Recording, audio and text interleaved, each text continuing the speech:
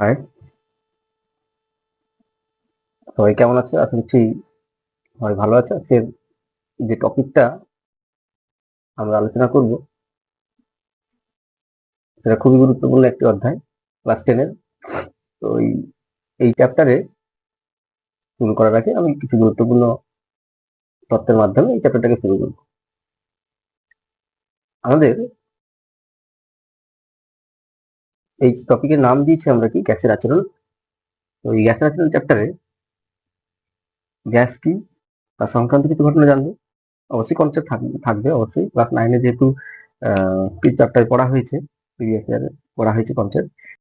Gas কি, বাষ্প কি, ওগুলো সম্বন্ধে সঠিক তথ্য রয়েছে। যদি নাও থাকে তাও আমি সেটাকে উল্লেখ করে যাচ্ছি। আহ, এটা অবশ্যই খেয়াল করবে।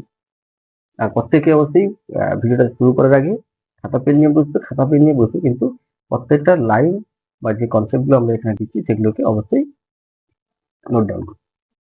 আশা করছি এগুলো পড়া হয়ে গেছে, তাও আলোচনা করে নিচ্ছি।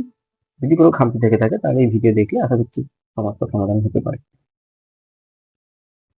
এই জায়গায় আমরা শুরু করার আগে গ্যাস কাকে বলবো? গ্যাস বলতে বোঝাচ্ছে যেটি সংকর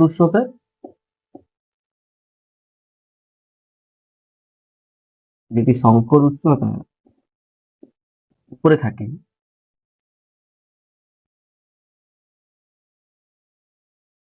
তাকে গ্যাস বলবো। বাষ্প কাকে বলবো? যেটি সংকট উষ্ণতার কি থাকবে, নিচে থাকবে। সংকট উষ্ণতার উপরে থাকবে তাকে বলছি গ্যাস, সংকট উষ্ণতার নিচে থাকবে তাকে বলছি বাষ্প। এবারে আমরা এখানে পড়বো গ্যাসের আচরণ সংক্রান্ত ঘটনা। গ্যাসের কি কি আচরণ রয়েছে? প্রথমে যে আচরণ আলোচনা করি, গ্যাসের চাপ থাকতে পারে, কেন গ্যাস যে পাত্রে রাখা হবে সেই পাত্রে একটা চাপ প্রয়োগ করবে। চাপ সংক্রান্ত এখানে পি হিসাবে লিখছি একে। আমরা জানি চাপ সমান কি হবে, বল বাই ক্ষেত্রফল। বুঝে গেছে তো? চাপ সমান কি হলো, বল বাই ক্ষেত্রফল। এর মাত্রা বিশ্লেষণ যখন আমরা ক্লাস 9-এ পড়েছি তখন কিন্তু এর সংক্রান্ত আরো আলোচনা রয়েছে, তখন পড়া হয়েছে। তাও আমরা এখানে আলোচনা করে নিচ্ছি, যদি মনে না থাকে আলোচনা করে নিচ্ছি। এটা কত হবে, সিজিএস একক 9/সেমি স্কোয়ার।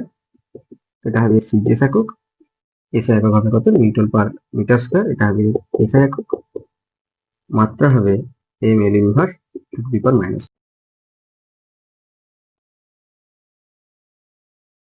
চাপের একটি বড় একক রয়েছে,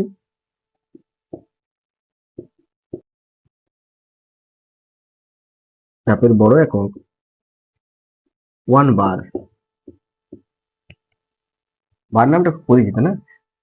বার নাম শুনলে বোঝা যায় যে খুব সহজে মনে রাখার উপায় রয়েছে। আমরা আর কি ছেলে বলতে পারি যে বারে গেলে 5 প্যাক, জাস্ট মনে রাখার উপায়, এটা 10⁵ প্যাক নয়, এটা পাস্কেল। আর চাপের ছোট একক হলো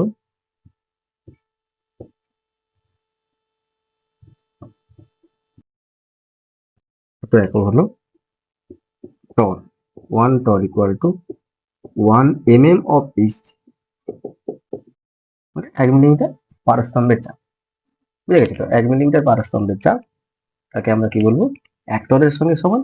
আর 1 বার করতে হবে 10⁵ এই টার্মগুলো কিন্তু মাথায় রাখতে হবে সবসময়। কিন্তু বই খুলে বা খাতা খুলে দেখলে কিন্তু হবে না, এগুলো কিন্তু অবশ্যই ছোট মেনটেন্স করার ক্ষেত্রে এগুলো কিন্তু প্রচুর কাজে লাগবে, এই কথাটা খেয়াল রাখে।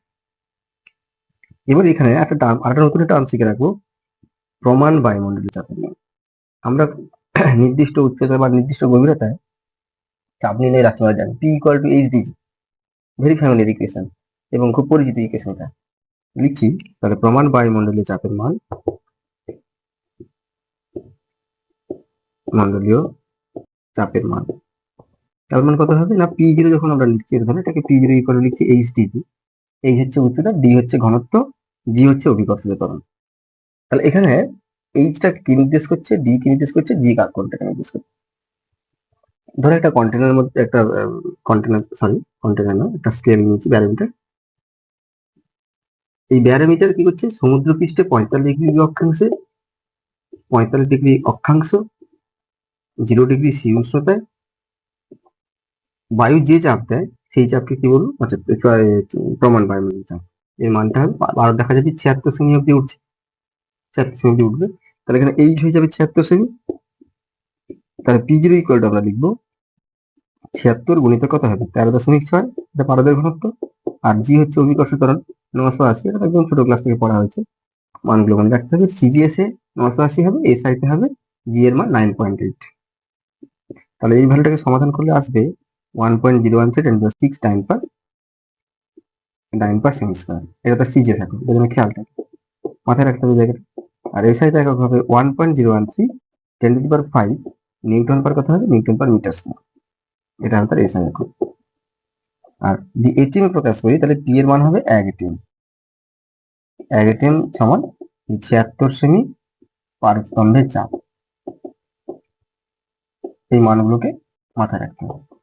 পারস্তম্ভের 76 সেমি পারস্তম্ভের চাপ। অনেক ক্ষেত্রে নিউমেরিক্যালস করার ক্ষেত্রে এই চাপের মানকে কনভার্ট করবো, অনেক সময় এটিএম এ কনভার্ট করতে হয়। এই চ্যাপ্টারে কিছু বেলুনে দিলে চাপ ও আয়তন উভয় বৃদ্ধি পায়, তাহলে এক্ষেত্রে বয়লের সূত্র লঙ্ঘিত হচ্ছে কিনা আমরা এটাকে কি করে বুঝবো বা ব্যাখ্যা করা যাচ্ছে কিনা দেখা যাক। আমরা বয়লের সূত্রে কি দেখলাম? বয়লের সূত্র অনুযায়ী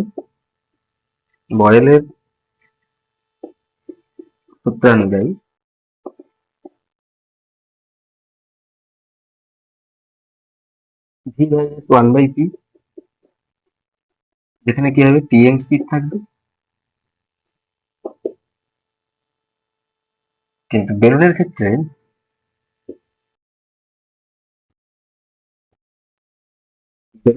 কি দেখা যাচ্ছে না, ভি চাপ বাড়লে ভি বাড়ছে, চাপ বাড়লে আয়তন বাড়ছে, আয়তন বাড়লে চাপ বাড়ছে। কারণটা কি? এখানে এমটা বেড়ে যাচ্ছে, এম পরিবর্তনশীল।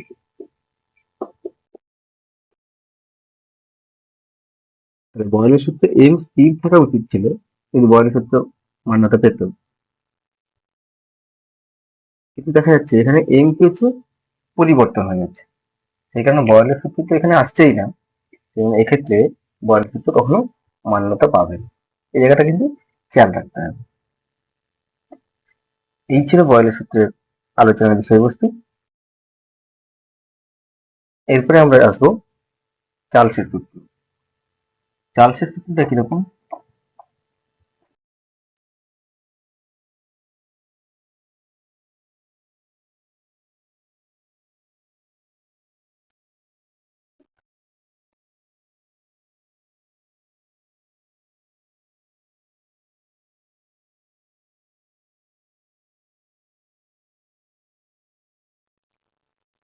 চার্লসের সূত্র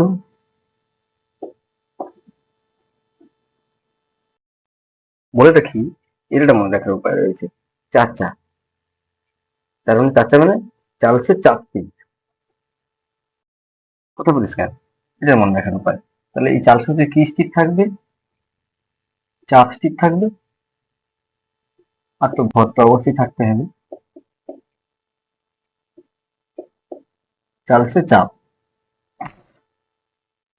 বুঝে গেছি, মানে এখানে কথা হচ্ছে চাপ, চার্লসের চাপ স্থির থাকবে। তাহলে কি বলছে, যদি চাপ এবং ভর স্থির থাকে, তাহলে 0 ডিগ্রি সি উষ্ণতায়, 0 ডিগ্রি সি উষ্ণতায় মনে করি 0 ডিগ্রি সি উষ্ণতায় গ্যাসের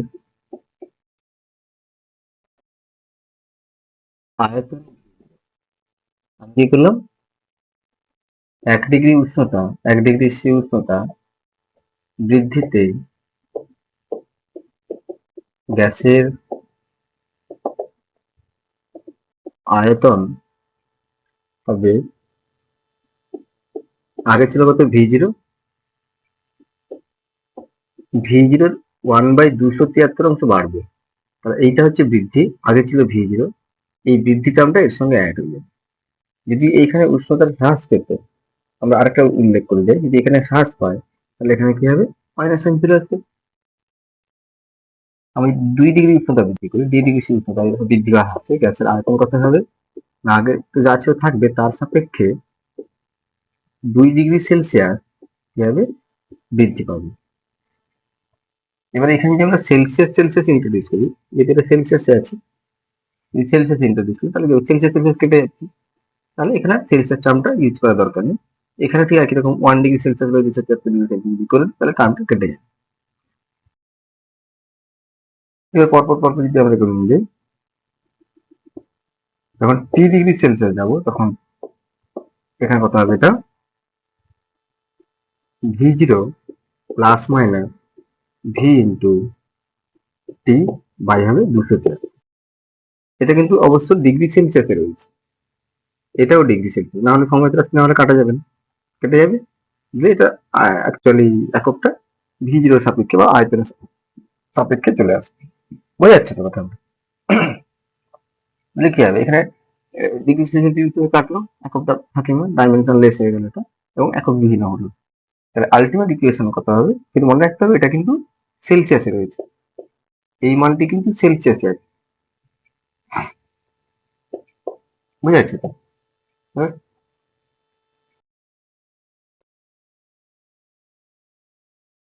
এটা সেলসিয়াসে রয়েছে, মাথা রাখতে হবে। তাহলে 3 ডিগ্রি সেলসিয়াসে গ্যাসের আয়তন কত হলো না, VT equal to V zero into 3 degree C by, actually কিন্তু 273 ডিগ্রি, 3 ডিগ্রি সিটা উল্লেখ করছি না, 273। তাহলে V0 কমন নিলে 1 + T/273, মাইনাস ইউজ করে, তাহলে এখানে মাইনাস ইউজ করবে, এটা ভিটি হবে। পাশে কি চালছে চাপ, তাহলে চাচা তীর।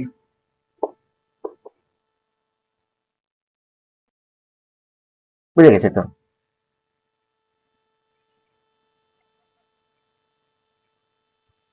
হয়তো ভর থাকছে, তাহলে চার্লস ও বয়েলের সূত্রে সাধারণ ধ্রুবক কি হলো, মানে চার্লসের সূত্র থাকছে ভর কনস্ট্যান্ট, আবার বয়েলের সূত্র দেখা যাচ্ছে ভর স্থির আছে। কথা বোঝা গেছে? তাহলে চার্লসের সূত্রেও ভর স্থির থাকছে, বয়েলের সূত্রেও ভর স্থির থাকছে, সেই কারণে চার্লস ও বয়েলের সূত্রে সাধারণ ধ্রুবক কত হলো, গ্যাসের ভর। পরিষ্কার হয়েছে? অতি অবশ্যই মাথায় রাখতে হবে, তাও এটা নোট করুন। চার্লস, বয়েল ও অ্যাভোগাড্রো এর সমন্বয় সূত্র।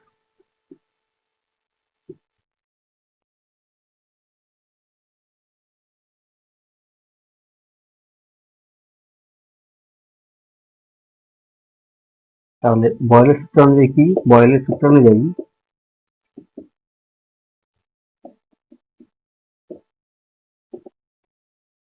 V/1/T TMC,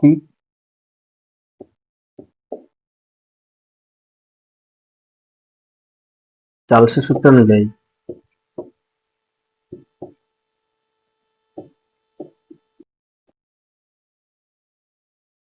এটা হবে V/T TMC,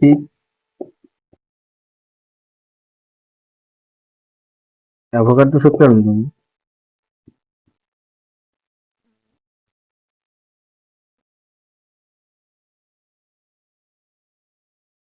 V/L, এখানে কথা হবে TTC।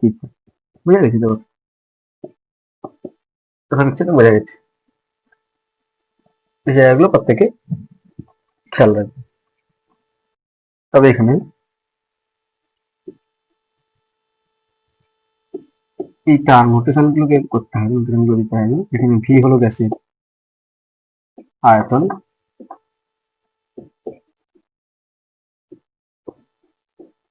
টি হলো গ্যাসের চাপ, টি হলো গ্যাসের উষ্ণতা, এম হলো গ্যাসের ভর, এল হলো গ্যাসের মোল সংখ্যা। তবে এই জায়গাটা খেয়াল করতে বলছি যে মোল সংখ্যা হচ্ছে ইকুয়েশনটা, তাহলে একসঙ্গে লিখলে কত পাওয়া যাবে না, V/N/T/T, যেখানে PVM পরিবর্তন ছিল, তাহলে ভি ইকুয়াল কত হবে, KNT বাই আসছে কত, পি, তাহলে PV equal to N KT. PV equal to আসছে এন কেটি। এবার বসাবো কে এর পরিবর্তে আর বসিয়ে পাই,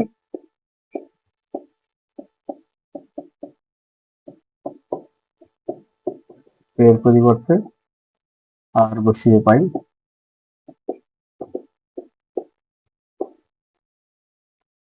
তাহলে পিভি ইকুয়াল করতে হবে, পিভি ইকুয়াল হয়ে যাবে এন। বুঝা গেল? এই ইকুয়েশনটা খুব ইম্পর্টেন্ট একটা ইকুয়েশন, সুন্দর করে খাতায় নোট ডাউন করুন।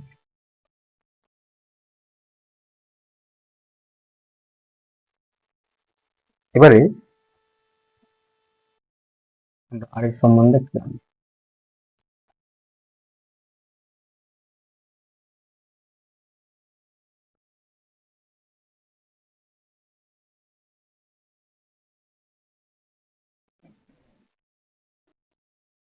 আরের একক মাত্রা মান নির্ণয়।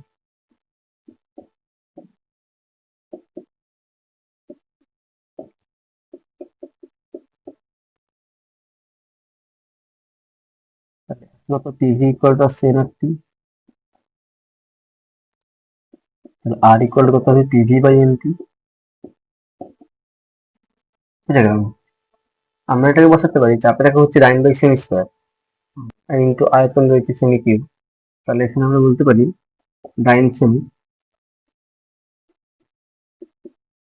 এন হচ্ছে মোল সংখ্যা, মোল ইনভার্স হয়ে যাবে, আর এটা হবে কেলভিন। যেহেতু প্রথম থেকে কেলভিন স্কুলে বসে আছে আর দেখে কেলভিন ইনভার্স, তাহলে এটাকে হবে ডাইন, ডাইন সেমিকে বলছে আর, মোল ইনভার্স কেলভিন ইনভার্স। অনেক জায়গায় উৎসটার সিজিএস একক হিসাবে যদি লেখা যায় তখন থেকে কেলভিনটাকে যদি আমরা সেলসিয়াসে বলি তাহলে ওটা লিখলেও অসুবিধা হবে। আর মোল ইনভার্স সেলসিয়াস ইনভার্স থাকে, এটা সিজিএস। এই সাইডে কত হবে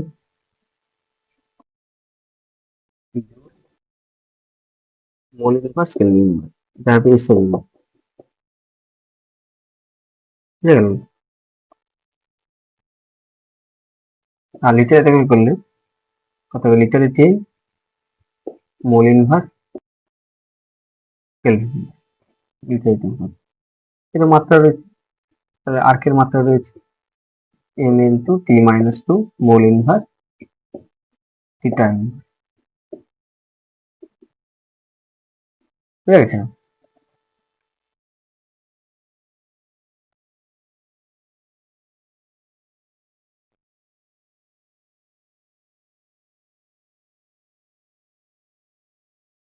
এবারে এর মান, মান কি করে নির্ণয় করবো? এক নম্বর হচ্ছে সিজিএস। সিজিএস এর ক্ষেত্রে কি হবে, সিজিএস এর পি ইকুয়াল টু আসবে 1.013 × 6 যেটা আমরা আগে বলেছি, মনে রাখতে মানগুলো। ভি কত হচ্ছে, ভি হচ্ছে 22.4 লিটার। এটাকে যদি করি তাহলে 22.4 × 10⁻³ সেমি কিউব। এন হচ্ছে 1 মোল, এন রয়েছে 1 মোল, টি হচ্ছে 273 কে।